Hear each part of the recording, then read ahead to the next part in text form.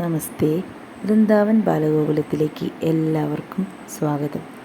കണ്ണകിയുടെയും കോവലൻ്റെയും കഥ നമുക്കൊന്ന് കേട്ടാലോ? വീഡിയോ അവസാനം വരെ ഒന്ന് കാണണേ. കാവേരി പട്ടണത്തിലെ ധനിക വ്യാപാരിയുടെ മകനായ കോവലൻ അതിസുന്ദരിയും സമ്പന്നയുമായ കണ്ണകിയെ വിവാഹം ചെയ്തു. എന്നാൽ മാധവി എന്ന ഒരു നർത്തകിയുമായി പിന്നീട് അടുപ്പത്തിലായ കോവലൻ കണ്ണകിയെ മറന്ന് തൻ്റെ സമ്പത്ത് മുഴുവൻ മാധവിക്കായി ചെലവഴിച്ചു. അങ്ങനെ ദരിദ്രനായി മാറിയ കോവലനെ ഒരു ദിവസം മാധവി തെരുവിലേക്ക് ഇറക്കിവിട്ടു. തനിക്ക് സംഭവിച്ച തെറ്റ് തിരിച്ചറിഞ്ഞ കോവലൻ കണ്ണകിയുടെ അടുത്തേക്ക് തിരികെ എത്തുന്നു. പവിത്രയും പതിവ്രതയുമായ കണ്ണകി കോവലനെ സ്വീകരിക്കുകയും രണ്ടുപേരും കാവേരി പട്ടണം വിട്ട് പാണ്ഡ്യ രാജധാനിയായ മധുരയിലേക്ക് കുടിയേറുകയും ചെയ്യുന്നു. വ്യാപാരം ചെയ്യുന്നതിന് പണം കണ്ടെത്താൻ തൻ്റെ കൈവശമുണ്ടായിരുന്ന ആകെ സമ്പാദ്യമായ 2 ചിലമ്പുകളിൽ ഒരെണ്ണം കണ്ണകി കോവലന് വിൽക്കാനായി നൽകി. എന്നാൽ ആ ഇടയ്ക്ക് പാണ്ഡ്യരാജ്ഞിയുടെ മുത്തുകൾ നിറച്ച ഒരു ചിലമ്പ് കൊട്ടാരത്തിൽ നിന്നും മോഷണം പോയിരുന്നു. കണ്ണകിയുടെ ചിലമ്പ് വിൽക്കാൻ ശ്രമിച്ച കോവലൻ രാജ്ഞിയുടെ മോഷണം പോയ ചിലമ്പന്വേഷിച്ച് നടന്ന പട്ടാളക്കാരുടെ പിടിയിലകപ്പെട്ടു. തുടർന്ന് രാജധാനിയിലെത്തിച്ച കോവലനെ രാജാവ് ഇല്ലാത്ത കുറ്റം ചുമത്തി വധശിക്ഷയ്ക്ക് വിധേയനാക്കി. ഈ വിവരമറിഞ്ഞ് ക്രുദ്ധയായ കണ്ണകി തൻ്റെ കൈവശമുണ്ടായിരുന്ന മറ്റേ ചിലമ്പുമായി രാജസദസ്സിലെത്തുകയും കോവലൻ്റെ നിരപരാധിത്വം തെളിയിക്കാനുള്ള ഒരു തെളിവായി ആ ചിലമ്പിനെ രാജാവിൻ്റെ മുന്നിലേക്ക് വലിച്ചെറിയുകയും ചെയ്തു. കണ്ണകിയുടെ ചിലമ്പെടുത്ത് വിലയേറിയ മാണിക്യരത്നങ്ങൾ ചിതറി വീണു.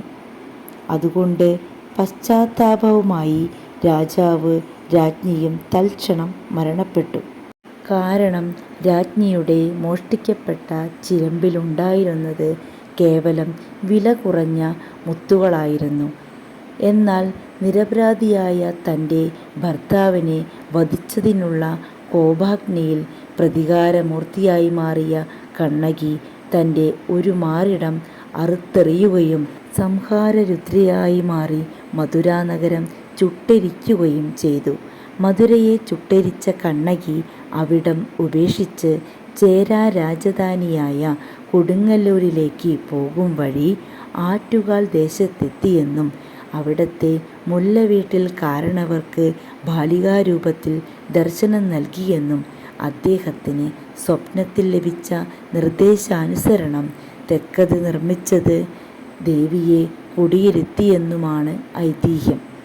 കാലാന്തരത്തിൽ തെക്കത് മുടിപ്പുരയായും പിന്നീടത് പഞ്ചപ്രകാരങ്ങളോടുകൂടിയ മഹാക്ഷേത്രമായും പരിണമിച്ചു. ശ്രീതത്വത്തിൻ്റെ മഹനീയത നിറഞ്ഞു തുളുമ്പുന്ന ശക്തമേറിയ സങ്കല്പങ്ങളായ കാളി, ഭഗവതി ക്ഷേത്രങ്ങളിലെ പുരോഹിതന്മാർക്ക് ഒരിക്കലും ജാതിവർണ്ണ വ്യത്യാസങ്ങൾ ബാധകമായിരുന്നില്ല. തെക്കൻ ഭാരത സംസ്കാരത്തിൻ്റെ സവിശേഷമായ ആചാരങ്ങളിലൊന്നായ പൊങ്കാല ഉത്സവത്തിന് 1000 വർഷത്തിലേറെ പഴക്കമുണ്ട്. തമിഴർ ഇതിനെ പൊങ്കൽ എന്നാണ് വിളിക്കുന്നത്. കേരളത്തിലെ ആദ്യത്തെ പൊങ്കാല ഉത്സവമാണ് ആറ്റുകാൽ പൊങ്കാല. ഉത്സവകാലത്തുള്ള തോറ്റംപാട്ടിൽ ചിലപ്പതികാരവും പാടാറുണ്ട്. കൂടാതെ ക്ഷേത്രത്തിലെ ഗോപുരങ്ങളിൽ കണ്ണകിയുടെ കഥ ശില്പങ്ങളായി ജ്വലിച്ചു നിൽക്കുന്നതും കാണാം. കണ്ണകിയുടെയും കോവലൻ്റെയും കഥ നിങ്ങൾക്കിഷ്ടമായെങ്കിൽ ഒന്ന് സപ്പോർട്ട് ചെയ്യണേ. നമസ്തേ.